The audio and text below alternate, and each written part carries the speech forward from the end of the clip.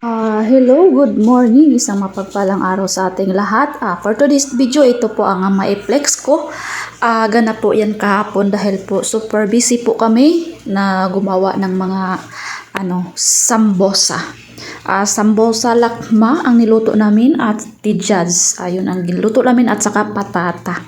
So, 2 araw din namin ay binalot sa rougher sambosa yung ginawa namin. So, maraming ginawa namin 2 days. Saka natapos yun guys. Then, yun, wala na kaming time gumawa ng pagkain.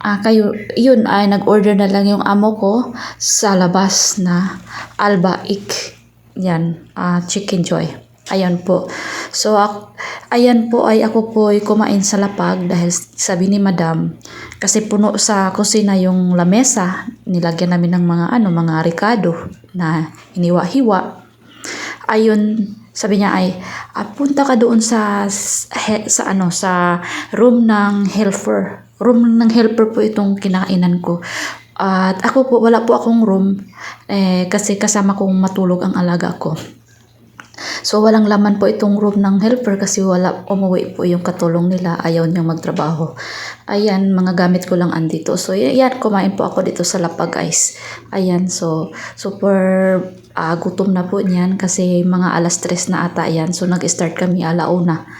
Ayan, guys. So, alam mo na, breakfast namin dito ay lang, coffee at saka tinapay lang, walang kanin. Yan po, so as a OFW at alam nyo po kung ano ang sitwasyon natin dito sa abroad. Mga pagkain, di pareho dyan sa Pinas. 3 times a day kumain tayo ng kanin. Ayan, i-shoutout ko ang aking auntie na sa walang sawang suporta, si Auntie Christine from Marwing Lafuyan. Ayan. Then, ang mga ka-classmate ko rin po guys na silang Cloyd. Yan, mga classmate ko dyan sa Marwing Lapuyan. Ayan, maraming salamat po sa walang sawang suportas nyo. At mga classmate ko rin sa Kumalarang sa taga-Sulabot, si Lablab Andus. Ayan, taga-Sulabot.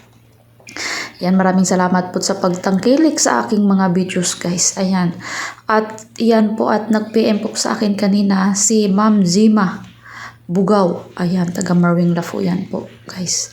Ayan, dito lang po. Thank you for watching.